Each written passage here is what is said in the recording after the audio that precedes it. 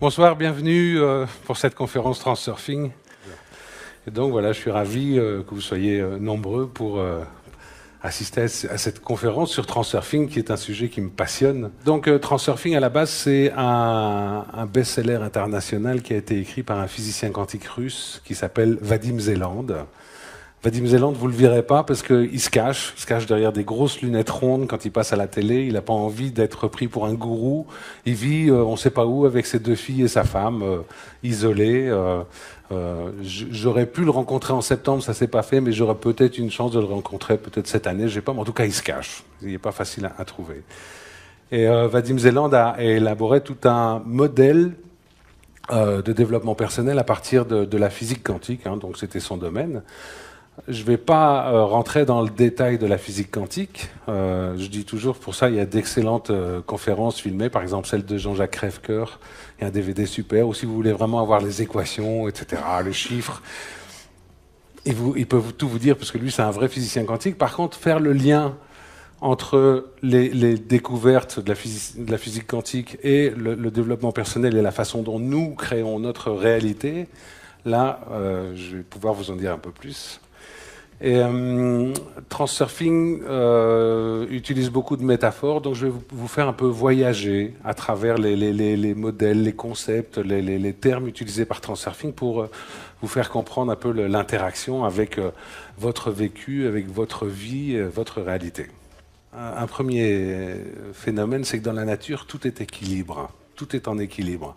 Alors, ce n'est pas un équilibre statique comme ces objets inanimés qui sont pendus et qui ne bougent plus. Non, c'est un équilibre dynamique. C'est-à-dire, tout bouge, tout est tout en mouvement, mais tout tend vers l'équilibre. Tout se dirige vers un équilibre. Donc, il y a les cycles des saisons, le printemps, l'été, l'automne, l'hiver, et puis on recommence le printemps, etc. Il y a les cycles du plus petit qui se fait manger par le plus gros, etc., etc.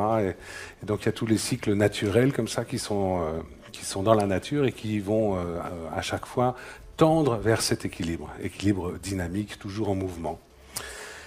Et la manière dont la nature s'occupe d'aller vers l'équilibre, c'est la manière la plus simple possible. Si vous avez de l'eau qui dévale une montagne, vous ne la verrez jamais remonter. Donc l'eau va trouver son équilibre en bas de la montagne. La gravitation amène les forces vers le plus simple. Et donc c'est important de prendre bien ça en compte parce que dans Transurfing, cette notion d'équilibre est déjà un premier point important.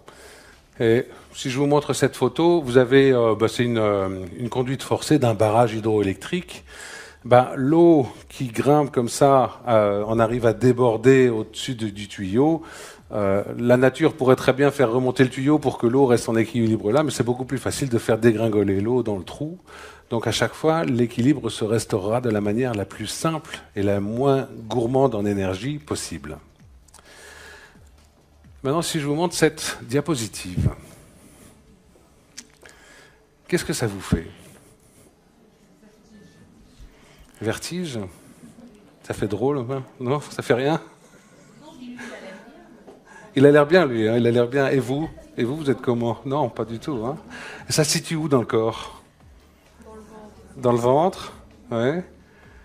Ailleurs? Ici, dans le plexus solaire? Dans les jambes aussi, pour certains, dans les pieds? Non. En fait, qu'est-ce qui se passe? Vous avez simplement une photo. Vous avez simplement une photo avec un bonhomme qui est assis, effectivement, qui est assis. En plus de ça, il est penché en avant, et là, il est clairement en train de défier les lois de l'équilibre. On a l'impression qu'il suffirait d'une petite pichenette pour qu'il tombe. Ce potentiel en excès, c'est le terme que Transurfing va y donner, c'est un potentiel en excès, c'est-à-dire qu'il y a une potentialité, qu'il se passe quelque chose qui est pour l'instant une rupture de l'équilibre.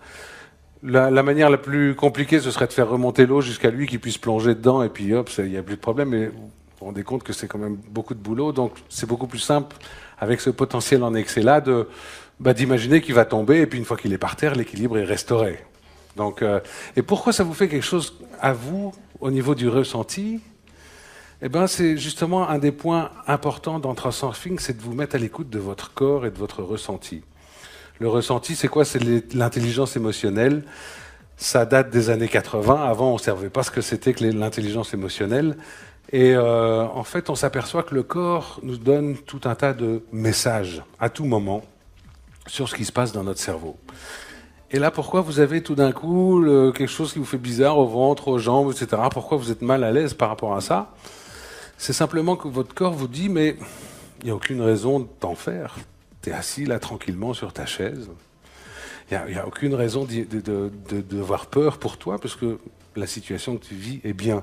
Par contre, c'est le fait que tout d'un coup, la pensée va aller extrapoler, imaginer, se faire tout un cinéma, tout un scénario qui va imaginer qu'on est à la place de ce gars et qu'on tombe, qui fait que le corps envoie un ressenti physique dans les tripes, et qui vous dit, mais c'est bon, il n'y a pas besoin, laisse tomber, ça va, t'es bien là où t'es. Donc être à l'écoute de ce ressenti, c'est vraiment un travail que nous invite à faire Transurfing à chaque moment, à chaque instant. Pour résumer ce qu'on a vu jusqu'à présent, il y a un équilibre dans la nature. À partir du moment où il y a un potentiel en excès, on crée un déséquilibre. Et donc on pourrait appeler maintenant les forces qui vont faire cesser ce déséquilibre les forces d'équilibrage. C'est le terme de Transurfing. Alors les forces d'équilibrage, ça marche comment ? Ça marche que quand vous avez un potentiel en excès, la nature va vouloir compenser ce qui se passe et donc va mettre en œuvre des forces d'équilibrage pour ramener les choses donc, dans cet équilibre dynamique. Alors je voudrais maintenant vous donner un petit exemple. Imaginez que là j'ai une poutre en bois, 20 cm de large, 5 cm de haut, posée sur le sol. Je dois aller jusqu'à ma bouteille là-bas. Il n'y a pas de problème, je peux y aller, j'ai pas de risque, parce que, 20 cm, je suis quand même capable de marcher là-dessus, j'ai marché là-dessus sans aucun problème. Maintenant, imaginez la même poutre, mais à 10 mètres de haut, entre deux toits de maison. Alors là, il faut que j'aille de l'autre côté quand même.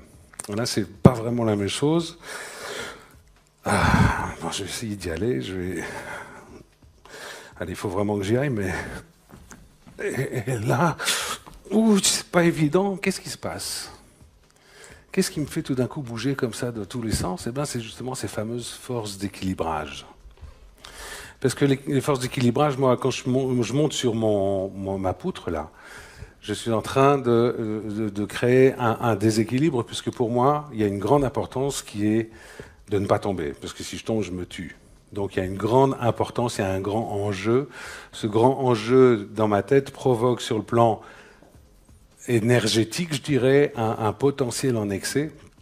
Et ce potentiel en excès fait lever les forces d'équilibrage qui se disent, lui, c'est plus facile de le faire tomber pour rétablir l'équilibre que de remonter le sol à 10 mètres de haut. Donc, les forces d'équilibrage, là, elles sont carrément en train de vouloir rééquilibrer la chose en me faisant tomber, c'est ce qu'il y a de plus simple pour elles. D'accord ? Maintenant, imaginez cette même poutre à 10 mètres de haut, mais en bas, on a mis un filet. Il y a un filet, vous savez, comme dans les cirques et tout. Là. Et donc, à ce moment-là, ce filet, il me permet d'y aller. Et puis je sais que si je tombe, je vais pas mourir. Donc, j'avance sur le filet. Ok, j'ai quand même le vertige, mais il y a moins d'importance, c'est tout. Et à la limite, si je tombe, c'est pas trop grave. Et là, j'arrive quand même à passer de l'autre côté avec plus de facilité que s'il n'y a pas le filet. En fait, c'est simplement parce que mon importance par rapport au risque de chute, par rapport au risque de mort, a diminué. Donc l'action des forces d'équilibrage est moins évidente, elle est moins forte, elle est moins présente. Et à ce moment-là, je peux traverser en étant plus relax.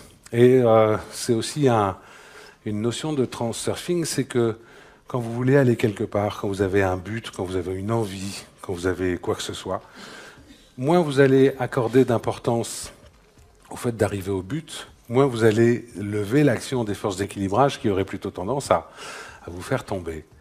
Et donc, à ce moment-là, Transurfing conseille vivement d'avoir un plan B, c'est-à-dire une solution de secours. Oui, j'ai envie d'aller là, j'ai envie que ça se passe bien. Et puis en même temps, si jamais ça ne marche pas, c'est pas grave, j'ai quelque chose à côté. Donc je vais pouvoir y donner moins d'importance, et donc je vais me mettre moins de force d'équilibrage contre moi. Ça va ? Donc, plus vous donnez d'importance à quelque chose, plus vous créez un potentiel en excès. Plus vous créez un potentiel en excès, plus vous provoquez l'action des forces d'équilibrage. Et à ce moment-là, plus vous allez avoir de difficultés à atteindre le but que vous étiez fixé. Ça, c'est un peu le premier concept Transurfing. Je suis sûr que dans votre vie, dans votre vécu, vous avez plein d'exemples où vous vous êtes aperçu que, par exemple, vous aviez beaucoup d'importance pour quelque chose et puis ça n'arrive pas, ça n'arrive pas. Et au moment où vous laissez tomber, tiens, tout d'un coup, il y a des choses qui arrivent. Il y a des choses qui se débloquent. Il y a des moments où, oh, tant pis, j'arrête. Et puis bien, tout d'un coup, ça arrive. Donc c'est effectivement ça. Plus on y va avec le zen, la légèreté, avec la sécurité du plan B, pourquoi pas, moins on va y mettre d'importance et moins on va lever l'action des forces d'équilibrage. Donc tout ça pour bien